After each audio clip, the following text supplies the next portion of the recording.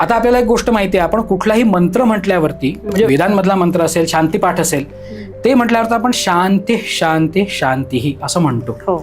तर त्याचं कारण हे आहे की या तीनही आधी भौतिक, आधी दैविक आणि आध्यात्मिक तापांची निवृत्ती होण्यासाठी 3दा शांती पाठ आपण करतो. आपल्याला माहिती आहे की त्रिविध ताप हा शब्द आपल्याला माहिती आहे, पण हे त्रिविध ताप कोणते आहेत?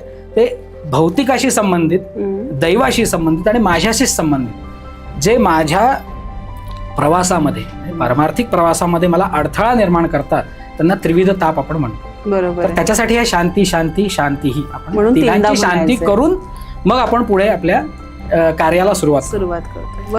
तर आता विषय आपला आहे की अधिक मास. तर या अधिक मासाचा सुद्धा आपल्याला अनुभव या 3 स्तरांवरती वेगवेगळ्या पद्धतीने येतो आणि त्याच्याकडे आपल्याला लक्ष देऊन आपल्याला काय करायचंय आणि काय समजायचंय हे आपल्याला आज इथे समजायचं खरं पाहिलं तर.